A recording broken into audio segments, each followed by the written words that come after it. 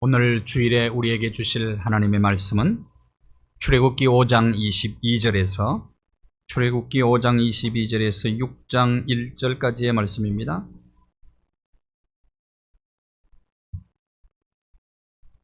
출애굽기 5장 22절에서 6장 1절까지의 말씀을 함께 봉독합니다. 모세가 여호와께 돌아와서 아뢰되 주여 어찌하여 이 백성이 학대를 당하게 하셨나이까? 어찌하여 나를 보내셨나이까? 내가 바로에게 들어가서 주의 이름으로 말한 후로부터 그가 이 백성을 더 학대하며 주께서도 주의 백성을 구원하지 아니하시나이다. 여호와께서 모세에게 이르시되 이제 내가 바로에게 하는 일을 내가 보리라. 강한 손으로 말미암아 바로가 그들을 보내리라. 강한 손으로 말미암아 바로가 그들을 그의 땅에서 쫓아내리라. 아멘. 더욱 사랑, 찬양으로 하나님께 영광 올려드리겠습니다.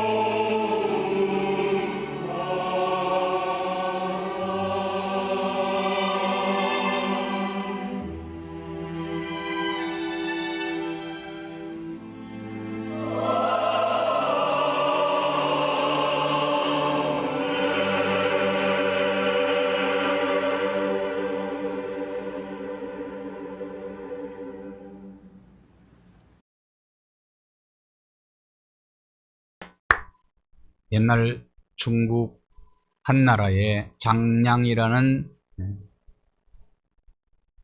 재상이 있었습니다. 진시황에 의해서 나라가 망하고 그는 가정도 무너지게 됩니다. 진시황을 암살하려고 시도했다가 그는 결국은 도망자에 실패해서 도망자의 신세가 되고 시골에 묻혀서 살게 됩니다. 어느 날 그가 외출을 하게 됩니다. 마을에서 다리를 하나 지나가고 있는데 갑자기 한 노인이 나타나더니 장량을 보고 한참 뚫어지게 쳐다보더니 노인이 신발 한 짝을 벗어서 다리 밑으로 떨어뜨리는 거예요. 그러더니 장량에게 네가 가서 주워오라는 겁니다. 속에 화가 치밀어 올랐어요. 자기가 신발을 떨어뜨렸는데 왜 내가 주워다 줘야 되냐?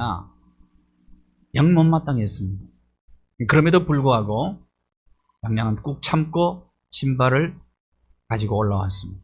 그랬더니 그 노인이 또 보더니 이 사람은 신발을 가져왔으면 신발을 신겨줘야지 하고 발을 내미는 겁니다. 더 화가 났어요. 자기 신발 자기가 신지 왜 나한테 처음 보는 사람한테 이렇게 이런 걸 시키냐.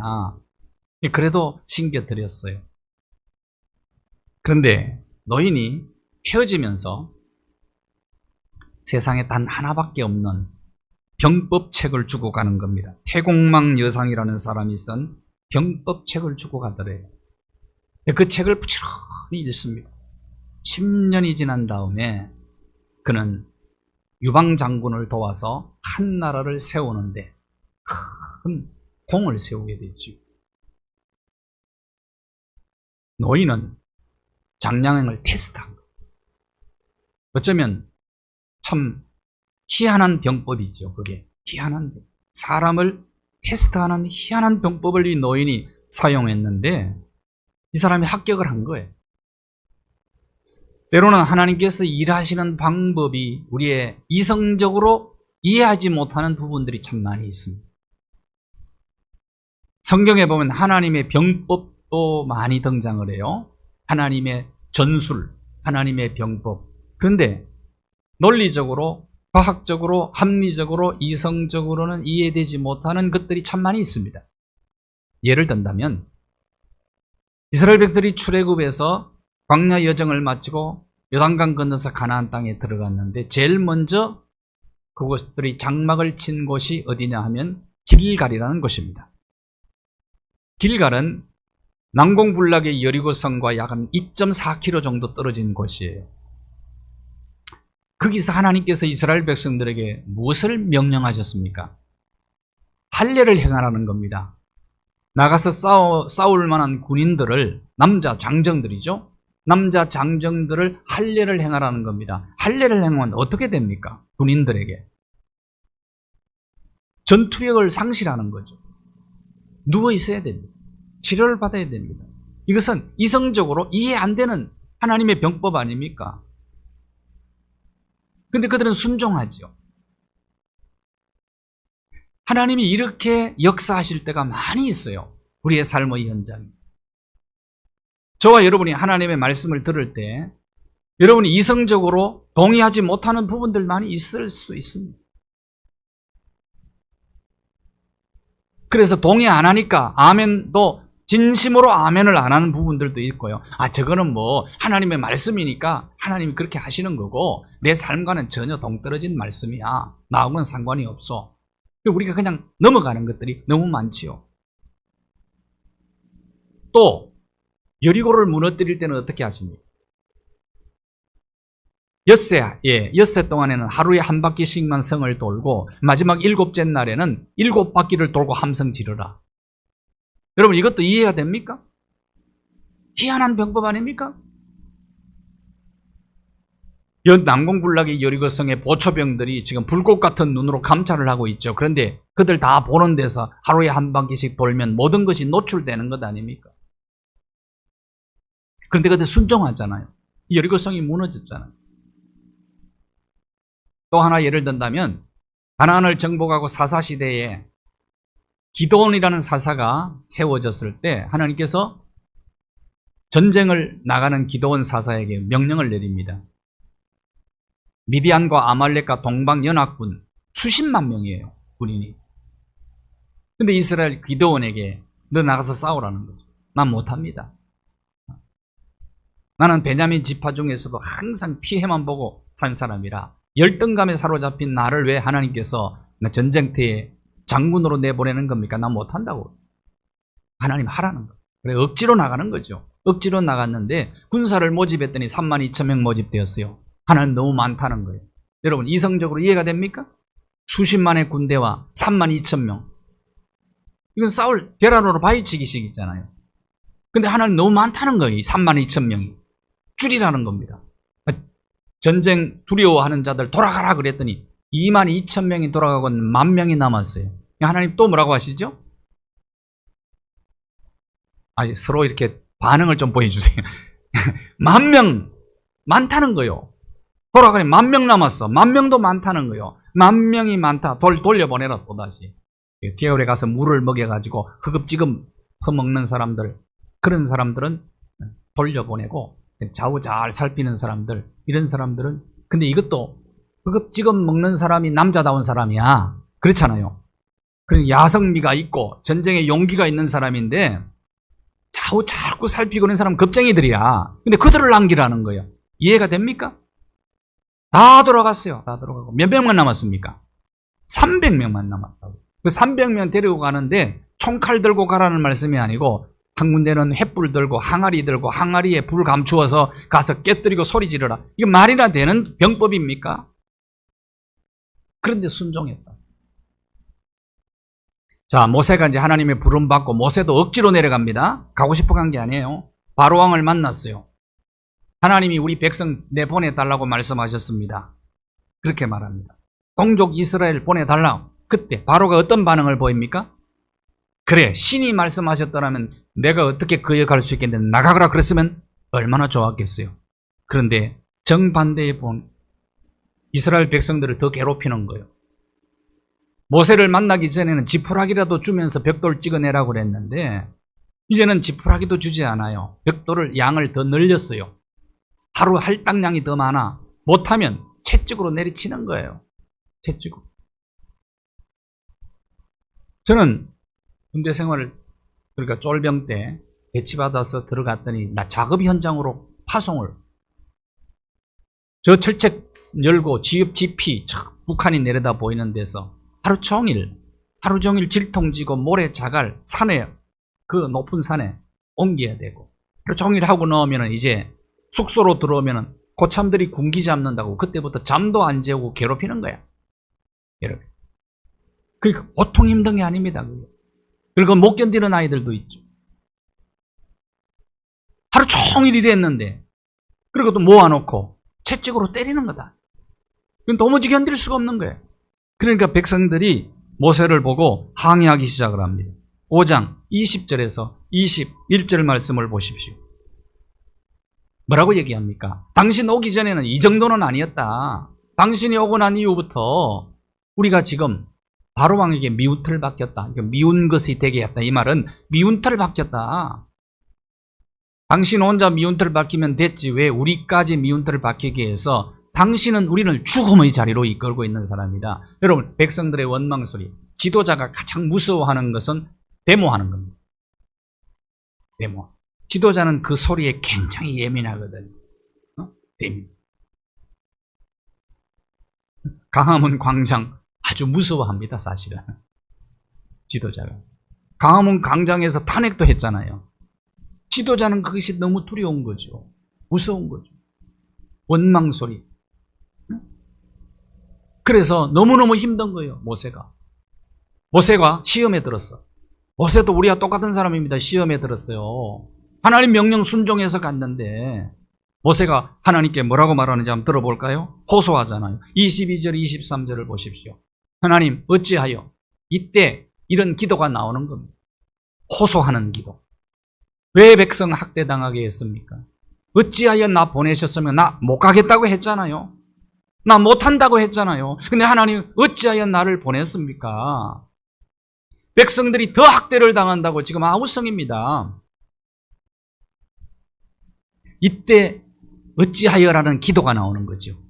이것은 원망이고 탄식의 기도 아니겠어요? 호소하는 기도 아니겠어요? 응? 우리가 하나님이 일하시는 방법을 아는 것이 굉장히 중요해요. 우리가 신앙생활 할 때 하나님 말씀에 순종했는데 남보다 시간도 투자하고 물질도 투자하고 몸도 바치고 남보다 더 열심히 했는데 남다른 어려움을 당할 때가 있대. 꽈배기처럼 우리 삶이 막 그냥 꼬일 때가 있어요. 그때 시험에 들기 쉽다. 시험에. 어찌하여 하나님? 어찌하여? 그러니까 하나님의 섭리라고 그래요. 하나님의 일하시는 방법을, 하나님의 섭리를 알고 신앙생활하는 것이 중요해요. 이걸 모르면 열심 낼수록 시험에 들 수 있어요. 하나님 말씀 순종하고 시험에 빠지는 경우들이 많이 있어요. 그래서 무지가 죄입니다. 무지. 하나님 일하는 방법을 모르는 게 죄예요. 그러니까 원망하고 불평하고 어찌하여 호소하고. 하나님 이럴 수가 있습니까? 왜 하필이면 납니까? 옛날 거울이 귀하던 시절에 한 농사꾼이 시장에 가서 거울을 사가지고 와서 들여다보니까 너무너무 신기한 거야. 그래서 거울을 장롱 속에 감추어두고 이따금씩 혼자 이렇게 거울을 끄집어내가지고 들여다보고 혼자 히히덕거리고 웃고 그런 거예요. 그 마누라가 좀 수상해. 남편이 이상한 거라. 그 남편 없는 사이에 그 거울을 갖다 딱 들여다보니까 깜짝 놀란 거야. 거울 속에 젊은 예쁜 여자가 들어있는 거야. 그래서 시어머니한테 그냥 달려가가지고 이럴 수가 있습니까? 내 남편이 말이죠. 가끔 장롱 속에 이상한 물건 하나 들여다 놓고 혼자 히덕거리는데 들여다보니까 그 젊은 여자, 예쁜 여자가 있는데 웃고 노닥거린다는 거예요, 혼자. 시어머니가 그럼 가져와봐라, 거울을. 그걸 가져다 주었더니 시어머니가 거울을 보더니 문을 탁 닫고 나가면서 이렇게 말하더랍니다. 이 멍청한 놈, 이 할망구를 어디다 쓰려고 그래? 무식하면 고생하는 거야. 무식하니까 마음고생하는 거야. 우리가 스스로 고생하는 거 참 많아요. 내가 오해하는 부분, 내가 모르는 부분 때문에 스스로 마음고생도 하고 남도 괴롭히고 그런 경우가 많아요. 하나님이 일하시는 방법을 모르고 신앙생활하면은 시험에 빠질 수 있다니까요.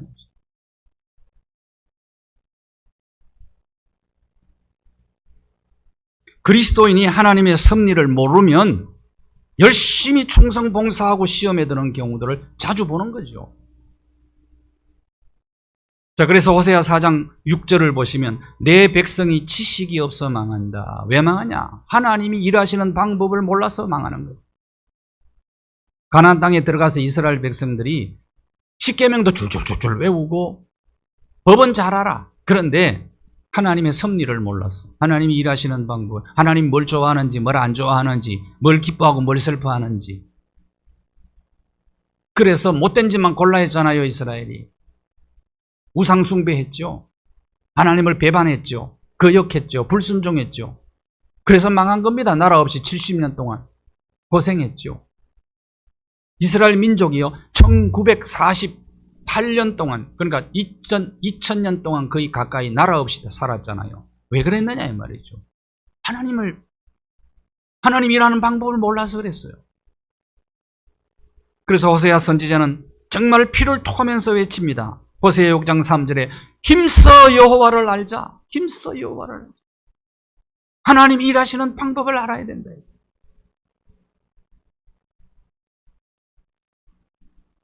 자, 우리가 순종함에 나아가는 사명자의 길에 왜 이렇게 일이 자꾸 꼬입니까?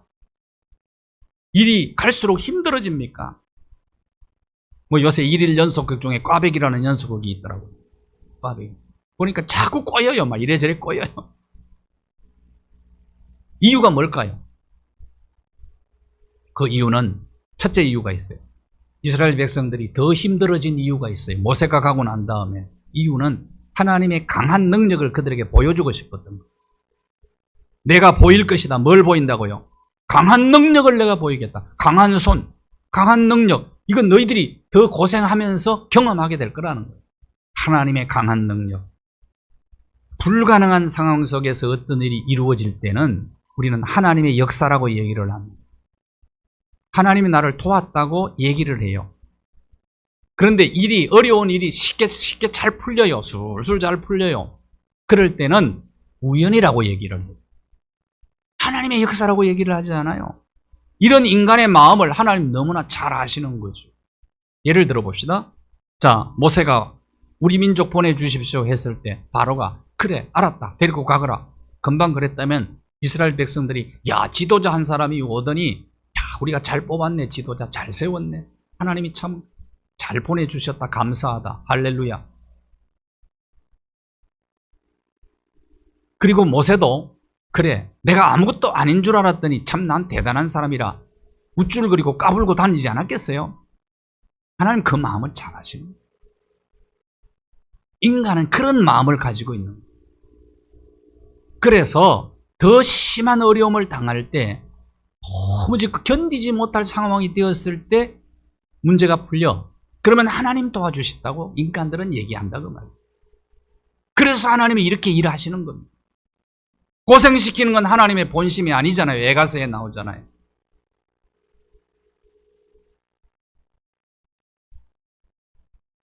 출애굽기 6장 1절을 보십시오. 내가 하는 일을 네가 볼 거다. 하나님의 강한 능력을 체험하게 이거 하나님 보여주고 싶었던 거죠. 여러분 하나님이 일하시는 방법은 드라마틱하고 다이나믹해. 극적으로 역사하실 때가 많아요. 그리고 아주 역동적으로 역사. 근데 우리는 이성적으로 그걸 이해하지 못할 때가 참 많이 있습니다. 당신의 계획을 믿음으로 세우라 하는 책을 쓴 브룩스 쿡 목사님의 얘기입니다. 이분이 친구와 함께 와이오밍 주에 있는 친구를 만나러 가게 됩니다. 가는 여행하는 중에 어느 마을에 들렸는데 그 추운 겨울 날씨였습니다. 한파가 몰아친데 호수가 다 얼었어요. 얼어서 얼음 세계가 된 거죠. 그치? 호기심 많은 친구가 그거 내려가더니 얼음 위에 발을 들어 넣더니 가운데는 겁이 나서 못 들어가고 얼음이 이렇게 깨질까봐 바깥에서 이렇게 조심스럽게 발을 들어 넣는데 갑자기 굉음이 들리니 트랙터가 호수 위로 오는 거예요. 트랙터. 그 마을 사람들은 이 정도의 얼음 두께라면 트랙터도 건너가고 트럭도 건너갈 수 있다는 걸 알고 있는 거예요. 쿡 목사님이 이것을 바라보면서 하나님의 능력을 체험한 자와 체험하지 못한 자의 차이가 바로 이것이구나 하는 걸 알게 된 거예요. 하나님의 능력을 체험한 자는 물 위를 걸어가도 두려워하지 않고 하나님의 능력을 체험하지 못한 자는 땅 위에 서서도 두려워한다. 다윗이 내가 사망의 음침한 골짜기를 다닐지라도 해를 두려워하지 않을 것은 주께서 나와 함께 하심이라 이렇게 신앙 고백을 할 수 있었던 까닭은 다윗은 하나님의 능력을 크신 능력 하나님의 강력한 능력을 어려움 가운데서 체험했기 때문에 그래요.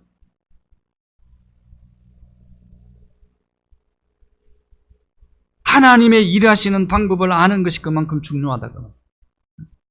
어렵고 힘들 때 문제가 막 꼬일 때 점점 더 어려워질 때 우리는 하나님을 더욱더 의지해야 합니다. 그럴 때 하나님의 능력을 경험할 수 있는 기회가 되는 거예요. 그 다음 두 번째입니다. 능력 경험하도록 하기. 하나님의 능력. 또 하나는 하나님의 성품 나타내실 하나님의 성품입니다. 출애굽기 6장 2절과 3절을 보십시오. 우리가 본문 읽지는 않았습니다만은 모세에게 아브라함과 이삭과 야곱에게 전능의 하나님으로 나타났지 그들에게는 여호와라고 알리지는 않았다라고 말합니다. 이거 성경을 읽다가 여러분 이것은 굉장히 난해 구절이라고 그래요. 굉장히 어려운 구절입니다. 아브라함과 이삭과 야곱이 하나님의 이름을 많이 불렀죠. 그런데 그들에게 나타난 하나님은 전능하신 하나님으로 나타났다고 얘기합니다. 이게 만약 엘샤다이라고 그래요. 엘샤다이. 창조주 하나님. 그래서 아주 강한 능력을 지니신 하나님. 그렇게 나타납니다. 근데 여호와로 나타나지 않았다 이 말은 구원의 하나님으로는 그들에게 나타나지 않았다는 겁니다. 이제는 구원의 하나님이심을 구원의 하나님은 그 마음이 어떠한 마음을 가지고 있느냐. 죄인과 고생당하는 사람, 가난한 사람, 어려움 당한 사람, 압박당한 사람을 불쌍히 여기는 마음을 지니신 하나님, 그런 분임을 보여주겠다는 거예요. 첫째는 뭘 보여주겠다고요? 강력한 능력을 보여주겠다는 거예요. 그 다음 또 하나는 능력의 하나님은 성품이 좋은 분이라는 걸 보여주고 싶은 거예요. 그래서 이런 고생을 시킨다 그 말이에요. 하나님께서 이스라엘 백성들에게 출애굽기 6장 4절 5절에 보면은 언약을 내가 기억하고 있다. 400년 전에 믿음의 조상 아브라함에게 너희 후손들이 4대에 걸쳐서 고생하다가 가나안 땅으로 돌아온다고 이미 창세기 15장에 언약의 말씀을 주셨거든. 400년 지났어요. 400년 지나도 하나님은 변치 않으시는 거예요. 이 신실하신 하나님을 보여주고 싶은 거예요. 나타내. 하나님은 능력도 많으시지만 성품도 신실하신 분이기 때문에 실현하지 않으신다. 반드시 그 언약하신 것은 지키시는 하나님이시다. 이걸 보여주고 싶은 거예요. 사람은 능력도 많고 성품도 참 신실하고 완벽한 조화를 이룬 분이 한 사람도 없어요. 여러분, 남편들이 이런 남편이면 참 좋겠잖아요. 능력도 굉장히 많은데 성품도 아주 좋아. 꿈 깨시기 바랍니다. 그런 사람 없어요. 어떤 부부가 잠자리에 들기 위해서 이제 이부자리를 펴고 잠자리에 누웠는데 밖에서 부시럭부시럭 소리가 나. 아내가 아이고 도둑 왔나 봐요. 도둑 왔나.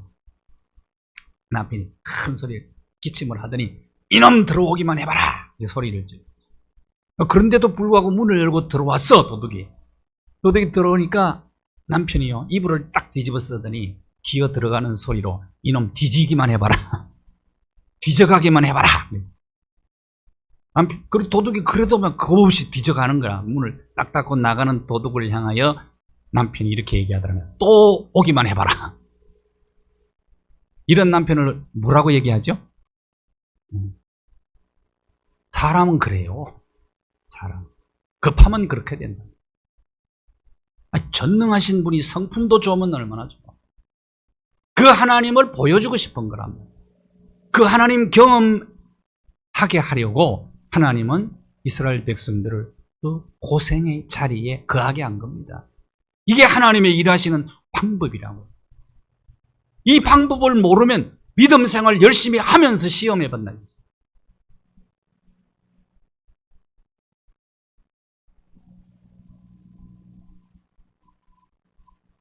중국의 청나라에 가장 뛰어난 황제를 강희제 황제를.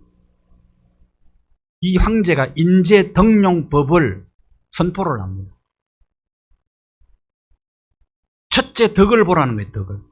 성품이 선량하지 않으면 나라에 도움 안 된다는 겁니다. 아무리 능력이 많아도 이 사람은 나라에 도움이 될 사람이야. 여러분, 지도자의 성품이 얼마나 중요합니까? 지도자는 막강한 힘을 가지고 있잖아요.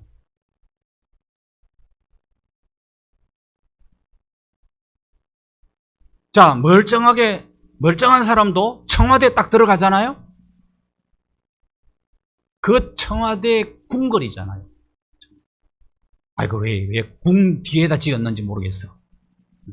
청와대에 들어가면은 다쳐버려요.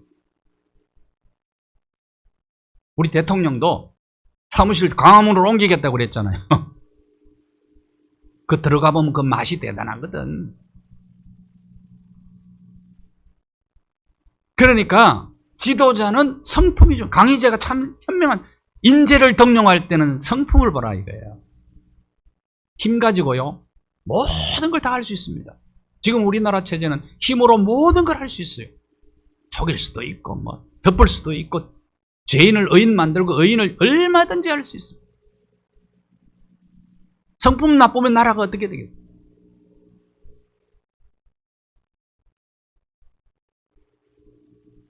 세계적인 가전회사인 제너럴 일렉트릭스의 제프리 이멜토 회장이 성과가 아무리 좋아도 성품 지수가 낮은 직원은 포기해버리겠다 그랬죠. 스탠포드 대학에서 연구 결과입니다. 이것도 재능이 굉장히 뛰어난 사람, 이 사람은 좋은 환경 속에서는 탁월한 성과를 거둘 수 있다는 거예요. 그러나 나쁜 환경이 딱 다가오면 보통 사람보다 못하다는 그런 이유 때문이라는 거예요.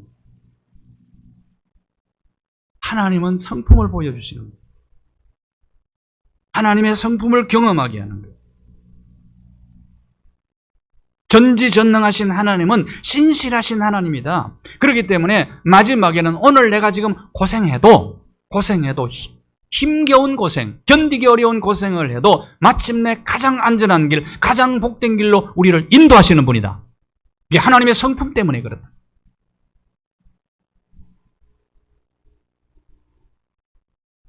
하나님의 선하심과 인자하심은 우리의 영원한 찬송의 제목 아닙니까? 마지막으로 하나님은 축복된 미래를 준비토록 하기 위해서 고생의 자리로 때로는 인도하실 때가 있어요. 희망찬 미래, 복된 미래를 준비시키는 거예요. 6절에서 8절 한번 보십시오. 여러분 집에 가시면 6절, 8절을 잘 읽으면서 하나님이 내가 라는 단어를 얼마나 사용했는지 보십시오.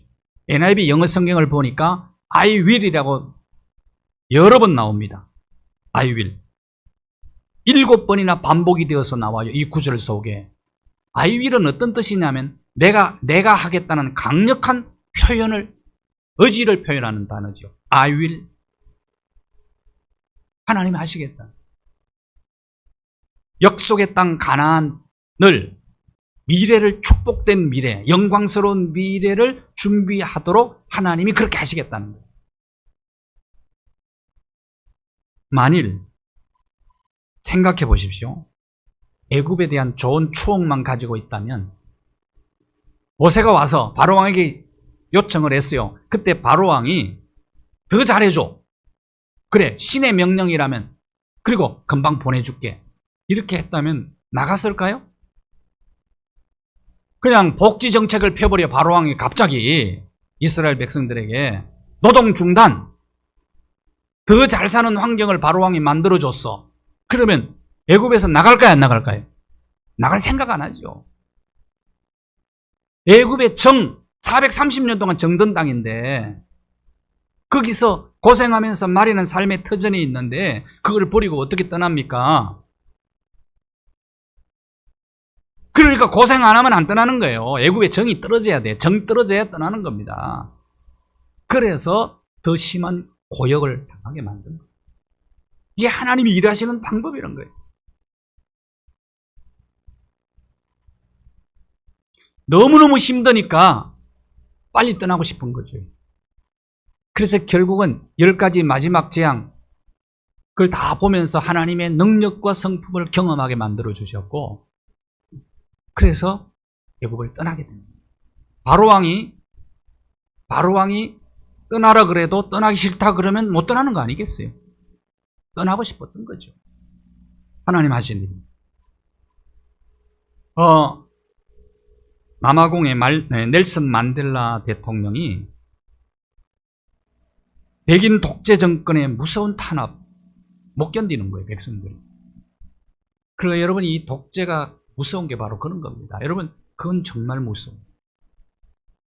독재를 경험해보지 않아서 그렇지. 민주화가 얼마나 중요하고 자유가 얼마나 중요한지 빼앗겨보면 아는 거예요. 우리 대한민국은 자유민주주의가 지속적으로 이어지게 되기를 소원합니다. 잘못하면 빼앗길 수 있어요. 이거 빼앗기면 무서운 재앙이 많아요.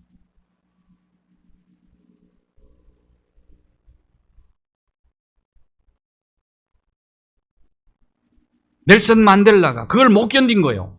백성들과 함께. 그래서 무장 조직을 만들죠. 그러다가 탄로가 나서 체포되어서 감옥에 들어갔는데 종신형을 받아 27년 동안 감옥 생활하는데, 감옥에서요 복수의 칼 갈지 않고요 거기서 실력 쌓죠. 미래를 준비합니다. 그리고 열심히 운동해 푸시업을 했대요. 얼마나 건강했는데 27년 감옥 생활하고 아주 노인이 나올 줄 알았는데 씩씩한 모습으로 건강한 모습으로 나오고 사람들이 놀라잖아요. 실력 쌓는 겁니다. 체력 기르는 거예요. 그리고 신문을 몰래 들여와서 세상 돌아가는 정보를 수집을 하고 그리고 젊은 혁명가들이 들어오면 그들과 함께 대화를 나누는 거예요. 27년 동안 미래를 준비한 겁니다. 그래서 남아공 대통령이 됐어요. 노벨 평화상 받았어요. 세상 떠난 날까지 그는 세상의 자유와 인권을 위해서 크게 활약을 했던 사람. 미래 준비한 겁니다. 시편 126편 5절 6절을 보십시오. 오늘 힘들어도 눈물을 흘리며 피와 땀과 눈물을 흘리며 씨앗을 뿌리면 기쁨으로 단을 거둔 미래가, 희망찬 미래가 찾아오는 거죠. 피와 땀과. 그래서 아무리 놀고 싶어도 오늘의 즐거움을 유보시키면서 열심히 일하는, 공부가 뭡니까 여러분? 학생들 공부가 다 놀고 싶지. 그러나 놀고 싶은 마음을 유보시키고 오늘 열심히 공부하는 겁니다. 하기 싫어도 하는 거죠. 하기 싫어도 하는 것이 공부지요. 이게 과정이죠. 과정. 여러분 일도 그렇잖아요. 꼭 하고 싶어서만 합니까? 하기 싫은 일도 하는 거죠. 신바람 나게 그냥 하고 싶어서 늘 즐거움을 하는 게 가장 좋지요. 근데 언제나 어떻게 그렇게 할 수 있습니까? 그럼에도 불구하고 의식이 있으니까 우리는 어떤 생각을 합니까? 오늘의 즐거움을 유보시키고 오늘 하기 싫어도 내가 열심히 일하면 미래가 보장된다는 거예요. 그게 공부 아닙니까? 방송에 나와서 이금희 아나운서가 그런 얘기를 하더라고요. 아침마당 하면서 새벽 3시에 일어났는데 아이고 그걸 어떻게 했냐고 힘들어서 자기는 힘들지 않았다는 거예요. 하기 싫은 일이라고 생각한 적이 한 번도 없어요. 대단한 여인이면 내가 볼 때. 대단해. 그렇게 일하는 하면 얼마나 좋아요. 그런데 다 어떻게 우리가 하는 일을 그렇게 할 수 있습니까? 여러분 밥 하고 싶어서 하나요? 하기 싫어도 할 때가 많잖아요. 그래도 하는 겁니다. 가족들의 건강을 위해서 하는 거죠. 오늘의 고난은, 오늘의 힘듦, 이것은 미래를 위해서. 하나님은 그렇게 우리를 인도하십니다. 아무리 애굽이 화려한 곳이라도 그 화려한 애굽보다는 약속의 땅 가나안이 희망찬 미래거든요. 이스라엘.